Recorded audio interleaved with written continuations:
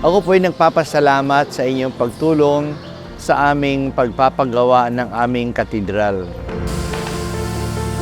Noong 2023, halos buong taon po may gumagawa dito. Yan po ay dahil po sa inyong tulong sa amin. Sa loob po ng mga isang taon, nakagastos na tayo ng mga 30 million pesos. At hindi pa nakasama doon ang mga ibang nagbigay in kinds. Kaya maraming salamat po, malaking tulong na kahit na kami malayo dito po sa Taytay ng Palawan, Northern Palawan, hindi naman kami kilala at kayo po ay nakakatulong sa amin. Sa ngayon po ay mga nasa 35% na tayo ng accomplishment ng ating cathedral.